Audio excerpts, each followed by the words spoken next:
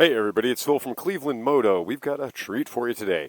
So this is a Husqvarna Vitpilen 401. A fun little bike that's sort of what I like to call the cafe racer of the future. The cafe racer that could have been. If when everyone was thinking cafe racer, they looked forward into the future instead of looking backwards. So yeah, you're going to see all the stuff on this. This is the same motor you're going to have in the KTM 390. Yes, if you picked up on that, there is a partnership between KTM owns Husqvarna, and KTM's just had a rollicking, stellar last couple of years, and this bike is proof of how well they're doing. Comes from the factory with some pretty fantastic rubber. Those are the Sport Tech. They are really, really good Metzlers. We like those a lot. Comes with this particular bike, got traded in with the Akrapovic exhaust. Yay. And really cool. Now, these are the factory mirrors that come on the machine. The purple shock is not. The purple shock is a lowered shock. It is a softer shock. The previous owner was a short stature, lightweight female operator. You're going to see the WT front forks. It is a really nicely put together machine. There's all kinds of great components on it. The BYBRE or Bibra, that's a China knockoff Brembo kit that you're going to see on a lot of these bikes that are built in China. So we're seeing that from KTM. You're seeing that from a lot of manufacturers. Not shocking, not surprising. So really beautiful bike, really cool looking. We're going to jump on it. You're going to see the spindles on the back from the factory, the the rear bumper, the James Bond Spectra Basher. It's really a cool bike. It's a really fun bike to ride, and it does have a ton of really, really nice components on it. And yeah, so here we go on our ride on the Vitpilen 401. Now, a couple things to note. This bike does have enough miles on it that we did change the oil. It is outside of its break-in period. However, the shift light on this is still set for the break-in shift light of 7,000 RPM. So you will be seeing that shift light come on, warning us that we should be shifting at 7,000 RPM. We just need to go in and reset that. This display is a very, very information-rich display, but I'm going to have to. I didn't reset that. We could set that up to 10,000 RPM wherever we want the shift light to be. There's no reason on this motor that we can't be taking it out to 10,000 RPM, even though you'll be seeing that red shift light on there. Yep, you'd swear to God you were sitting on a KTM 390 if it didn't have the word Vitpilen right in front of you. Riding position, yeah, I'm down in it.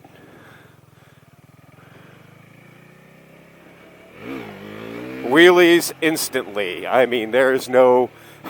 It's going to be hard to not wheelie this bike. That was first gear, instant wheelies. Second gear, right up. Front wheel right up, no questions asked. So can you wheelie this one? The answer is, boy howdy. It's going to wheelie whether you want it to or not, I suppose.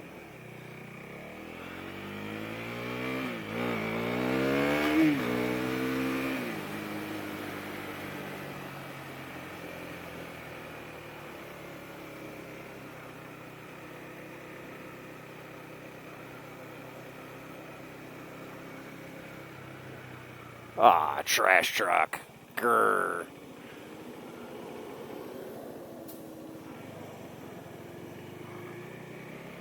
All right, we're going to stay back, give him a little bit of room. He'll probably be pulling off into the next park up there, and he's losing his load. Guess that cardboard just couldn't hang on. So, about the motorcycle, since we're going to be doing a little bit of slow driving here, tons of information on this dashboard. Just absolutely gobs of information. Obviously, the tack goes around the outside. Hot and cold on the left-hand side, empty and full on the right-hand side, and then you can change what items you have come up in the middle. And that would be, your distance till empty, your average miles per gallon, your average speed, your top speed, all that kind of stuff you can change in that middle window. So also standard rule of thumb, you've got your odometer and you've got your trip meter 1 and trip meter 2.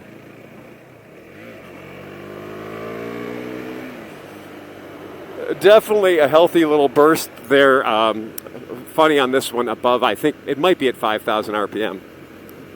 And the very, it likes to give you that little, you know. So we're going to go down into third, get 6,000 RPM. Yeah, that's, it really likes that. The response on this is really, really quick. The throttle response on this is excellent. There is no lag. Riding position. Let's talk about that riding position. So I am down in and on this bike. It is skinny. This bike it needs a burrito.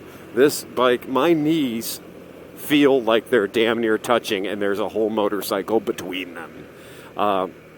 It feels like it weighs nothing, which is wonderful. My butt is right up against the hump between the front seat and the back seat. I mean, it is literally right on the hump. It feels like, you know, it's not a bum stop on some cafe racers where you can feel it pressing against the back of your butt. Now, this either, you know, watch some videos, get a service manual, or take it to your shop and have them do it for you. There's the rev limiter, a little over 10K.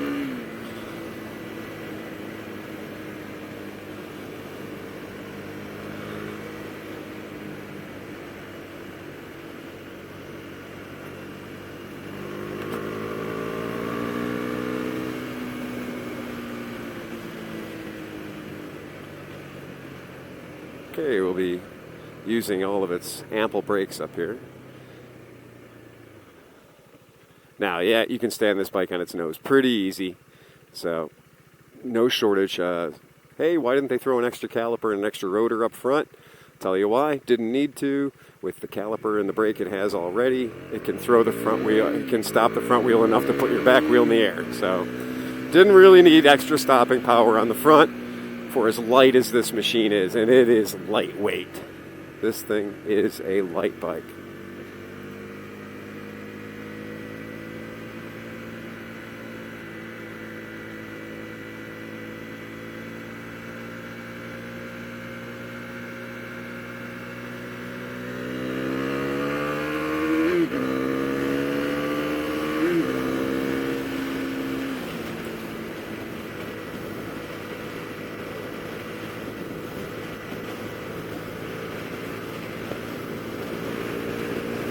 Now, you're going to see that red light flashing because we're over 7,000 RPM. It doesn't mean anything terrible is going to happen. It just means we're over the preset shift point of 7,000 RPM. So, but that should call into clear focus for you that 80 miles an hour on this machine is right about, let's see if we can just hit that speedometer right on 80.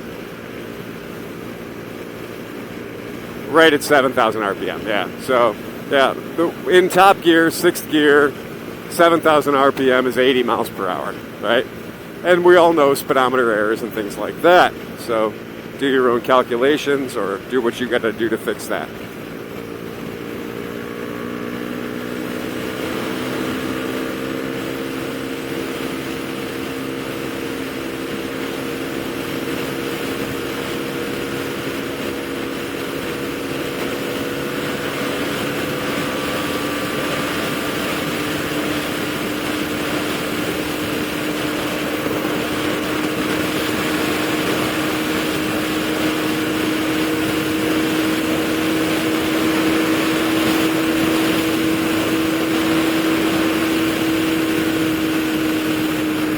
Seems to be about where it wants to go. It doesn't want to go much more than that, 108 or 109. It does have a little bit of a wobble in the front end.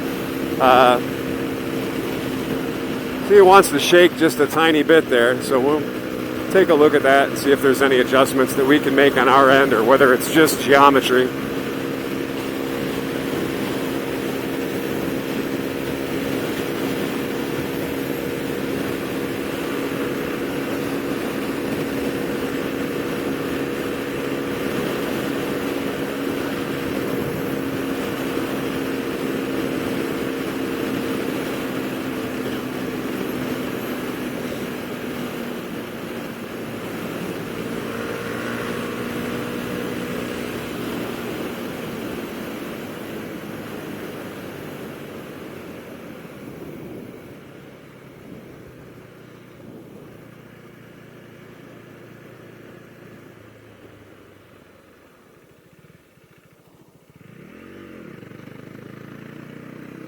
Fourth gear might have been a little bit of a too high of a gear for that turn, but she did well.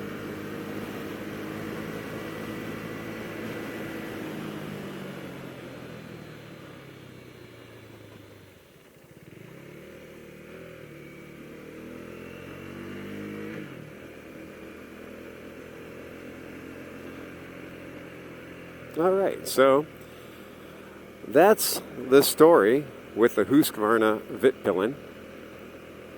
Do you think the guy in front of me is driving from the middle of his car?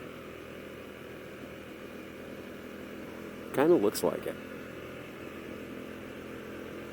I mean, I drive on the right side of my car. Who am I to judge? My car's built that way.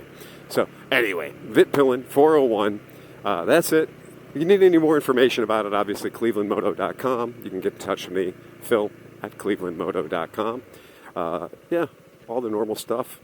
If you like it, you want to see more stuff like this, subscribe. Right? We've been around for 21 years. Whether or not you subscribe is really irrelevant. We're not going anywhere.